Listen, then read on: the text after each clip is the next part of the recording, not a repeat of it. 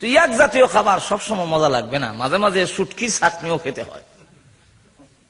যদি বলেন যে না স্বাদ নষ্ট হবে না, মজা লাগবে ঠিকই, তাহলে দুনিয়াতে একটা প্রমাণ দেখান তো, এমন কোন জিনিস আসেনি যেটা বারবার খাইলে মজা লাগে।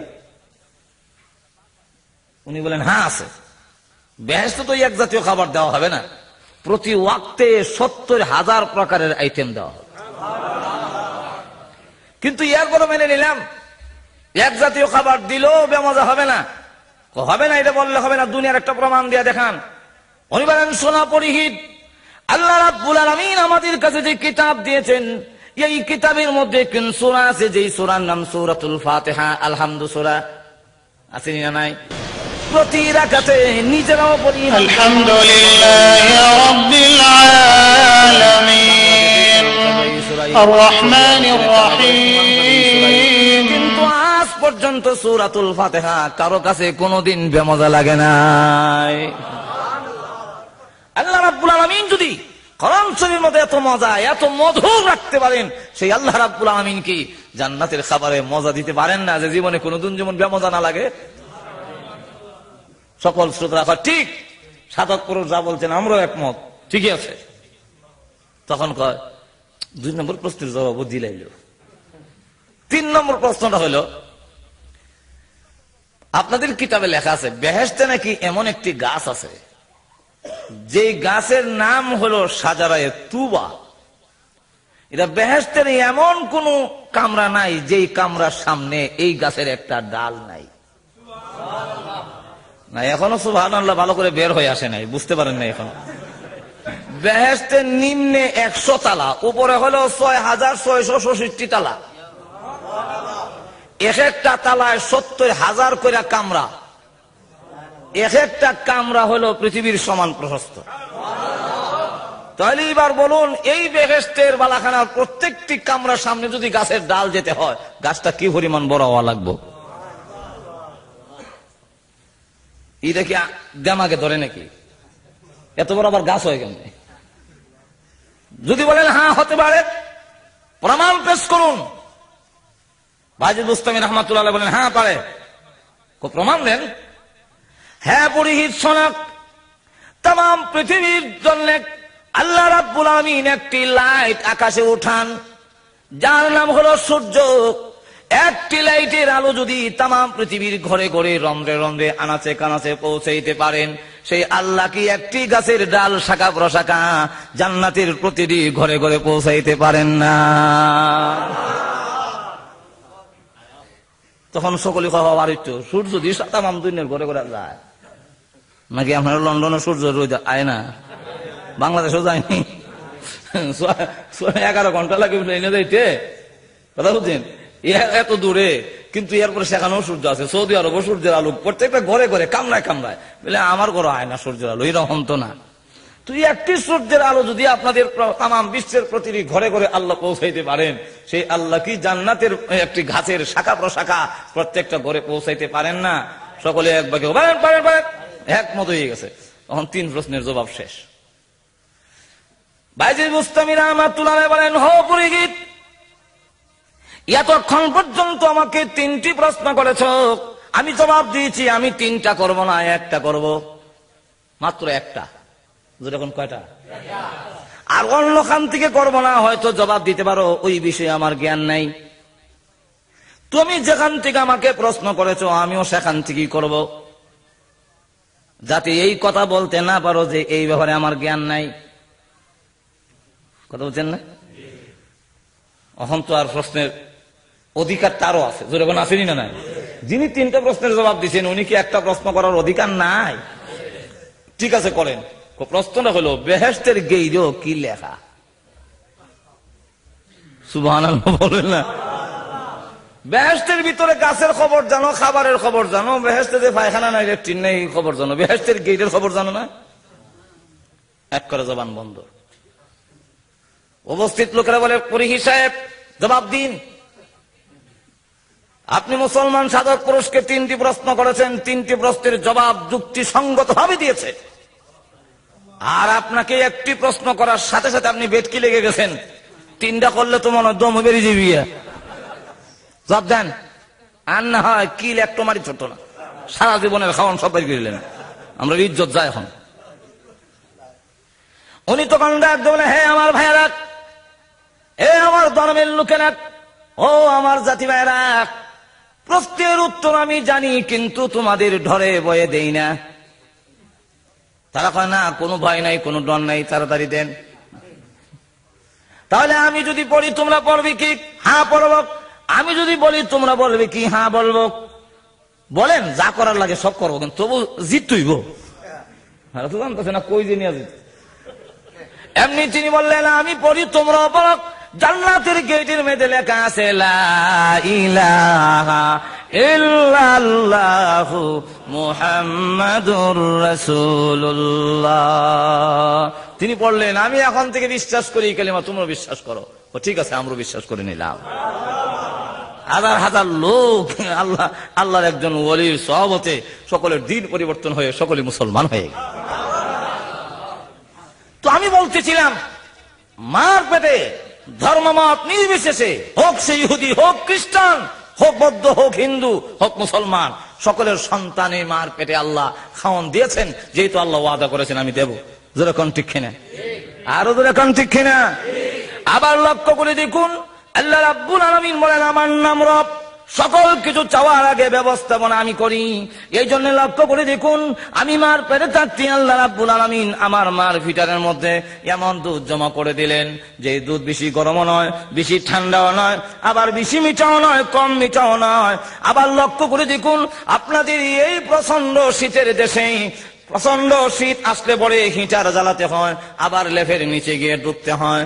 কিন্তু লক্ষ্য করে দেখুন তো, আল্লাহু আকবার, দুধের বাচ্চা, শিশু বাচ্চা, রাত 2টার সময় প্রচন্ড ঠান্ডায় সমস্ত শরীর ঠান্ডা হয়ে গেছে, কিন্তু এরপরও বাচ্চা যখন দুধ চায় সঙ্গে সঙ্গে মার স্তনে দুধ দিতে পারে, ওই দুধ আর গরম করতে হয় না। আল্লাহ বলেন, আমি কুদরতি ভাবে গরম করে রেখে দিয়েছি। ও বান্দা, এই ব্যবস্থাপনা আমি করলাম, আমার নাম রব। আমি যেহেতু রব, এই জন্য তোমার সকল কিছুর ব্যবস্থাপনা করেছি।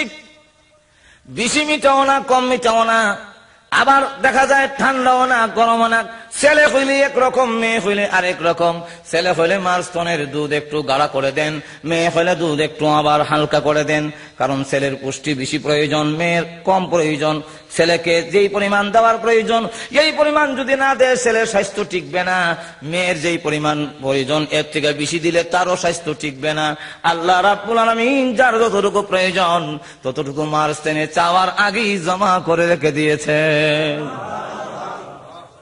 ভাইরা আমার, এখানে ফিকহের কিতাবে একটা মাসআলা কয়ে নাই, একটা বিচার দেই আপনাদের কাছে, সমাধান করুন। মনে করেন হাসপাতালে একই রুমের মধ্যে দুইজন গর্ভবতী মহিলা, সন্তান প্রসব হয়েছে, একজনের ছেলে একজনের মেয়ে, কিন্তু এখন দুজনই দাবি করে ছেলে আমার, মেয়ে কেউ নিতে রাজি হয় না। এই মেয়ে কয় ছেলেটা আমার, এই মেয়ে কয় ছেলে আমার। এখন আপনার কাছে বিচার দিলাম, কার ছেলে কার মেয়ে কেমনে দিবেন?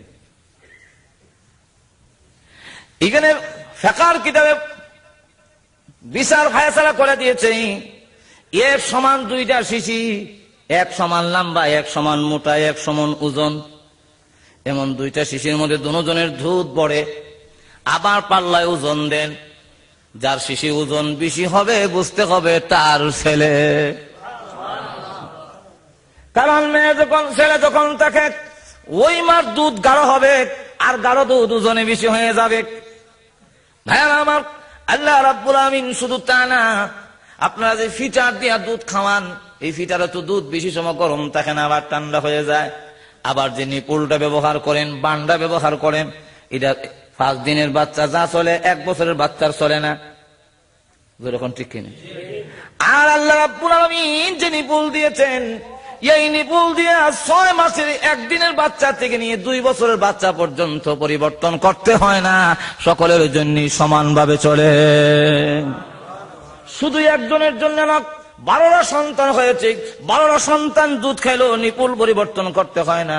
আল্লাহ রাব্বুল আলামিন আবার এমন কুদরত ব্যবস্থা করে দিয়েছেন, মা সারাদিন কাজ করে, নিচের দিকে আবার মাথা ঝুঁকায়, উমদা হয়, কিন্তু দুধ কোনোদিন টপটপায়ে পড়ে না। যেরকম ঠিক না? ঠিক না? আল্লাহ রাব্বুল আলামিন এই ব্যবস্থা করে দিয়েছেন। কেন দিয়েছেন? আল্লাহ বলেন, আমি রব, যেরকম কি আল্লাহ রাব্বুল আলামিন এই ব্যবস্থা করে দিয়েছেন। এখন তাফসীরের কিতাব উল্লেখ করেছে মার স্তনের মধ্যে আল্লাহ রাব্বুল আলামিন ছোট্ট ছোট্ট ঝর্ণার মতো একটা দুইটা নয় 32টা ছিদ্র করে দিয়েছেন। এই ছোট ছোট 32টা ছিদ্র দেওয়ার কারণে এখন ছোট্ট বাচ্চা আস্তে টান দিলে কম দুধ আসে, বড় যখন বাচ্চা হয় জোরে টান দেয় তখন দুধ বেশি আসে। আল্লাহ বলেন আমি যদি বড় করে দিতাম, ছিদ্র বড় করে দিতাম, ছোট বাচ্চা টান দিলে দুধ বেশি আসলে এখন নাকে তালি উঠতে তার প্রাণ যাওয়ার সম্ভাবনা ছিল। আবার যদি ছোট্ট করে দিই, 2 বছরের বাচ্চা যখন টান দিবে আর এই সময় যখন তার প্রয়োজন অনুযায়ী দুধ আসবে না তখন সে চিৎকার শুরু করে দিবে, তার তো তৃপ্তি হবে না। আল্লাহ বলেন এমন ভাবে কুদরতি ভাবে ছিদ্র করলাম, একদিনের বাচ্চারও চলে, আবার 2 বছর বাচ্চারও এই বাণী চলে। ঠিক না? সেখান থেকে নিয়ে আল্লাহ রাব্বুল আলামিন উল্লেখ করে দিয়েছেন। এরপরে আবার তুমি দুনিয়াতে আসার পরে দুধ খাওয়াইলাম, 2 বছর পর্যন্ত দুধ খাওয়ানো যায়। এরপরে আবার শক্ত জিনিস তো খেতে হয়, 1 বছর হইলেই তাকে শক্ত খাবার দিতে হয়।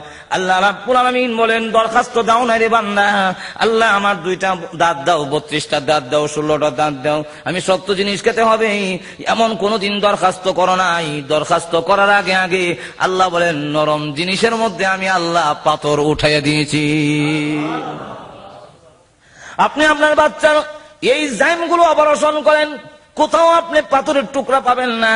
এই দাঁতগুলো কোত্থেকে আসে, কে উঠায় দেয়, এখানে রিসার্চ করলেই আপনার মাথা ঘুরে যাবে। আল্লাহ যে কত বড় মহান। আল্লাহ রাব্বুল আলামিন এইভাবে দেখা যায় মার এই আসার পরে তো দুধ খাওয়াইলেন শক্ত জিনিস খাওয়ানোর জন্য, দরখাস্ত ছাড়া আল্লাহ 32টা দাঁত আমার মুখের মধ্যে দিলেন। আল্লাহ বলেন কেন দিলাম, যেহেতু ওয়াদা করেছি আমি দেব, আমি রব, তুই এইগুলো খেয়ে আমার গোলামি করবে, ওয়াদা করেছিস রে বান্দা, পৃথিবী থেকে আমাকে মানবে, আল্লাহ রাব্বুল আলামিনকে রব বলে স্বীকার করবে, আমার সাথে কাউকে অংশীদার বানাবে না। এটা সামনে বলবো। আসুন এখন সামনের দিকে যাই। এই অবস্থায় লক্ষ্য করে দেখুন এই পৃথিবীতে যা কিছু লাগে সকল কিছুর ব্যবস্থাপনা আল্লাহ করেছেন। এই শুধু দাঁতই না, আবার বিভিন্ন জিনিস খেতে হবে আল্লাহ রাব্বুল আলামিন ব্যবস্থা করে দিয়েছেন। আল্লাহ রাব্বুল আলামিন বলেন তুমি তো আমের বড়াটা জমিনে ফেলে দিলে, এই শক্ত কভারটা কে এটাকে 2টা ভাগ করলো? ও বান্দা একটু লক্ষ্য করে দেখো, আমের যে উপরের কভারটা আছে, আমের বড়ার কভারটা, এটা শক্ত না নরম? আর গাছটা যে বের হয় এটা শক্ত না নরম? একটু দূরে খোকা, যে গাছটা বের হয় এই গাছটা নরম না শক্ত? গাছটা নরম আর কভারটা শক্ত। এখন এই কভারটা যখন নাকি মাঝখান দিয়া ফাটাইয়া ভিতর থেকে গাছ কোন যুক্তিতে বের হয়, এটা তো আমার বুদ্ধি দিয়ে ধরে না। নরম জিনিস তো শক্ত জিনিস, আপনি নরম দিয়ে ওয়ালের কোন নরম একটা জিনিস ওয়ালে ধাক্কা দেন, এটা ভেঙে যাবে, ওয়াল ছিদ্র হবে না। তাহলে এই কভারটারে ছিদ্র কে করে? আল্লাহ বলেন এ করে নাই, আমি না রক্তর, ইন্নাল্লাহা ফালিকুল হাব্বি ওয়ান নাওয়া, আমি আল্লাহ দানা জাতীয় জিনিসগুলো, ওই আমের বড়া আর যতগুলো বিচি দেখো সবগুলো মাঝখান দিয়ে 2টা ভাগ করে তার ভিতর থেকে গাছ বের করে আনলাম। বন্দারে ওই গাছ বড় করে তার ভিতরে আবার ফল ধরাইয়া আমি আল্লাহ তোর জন্য খাবারের ব্যবস্থা করলাম, কারণ আমি আল্লাহ হলাম রাব্বুল আলামিন। এই জমিনকে আবার দিয়ে দিলাম, জমিনকে বসবাস করার উপযোগী কে বানাইলেন? আর একটু জোরে এখন কে বানাইছেন? এই জমিনটা তামাম পৃথিবীটা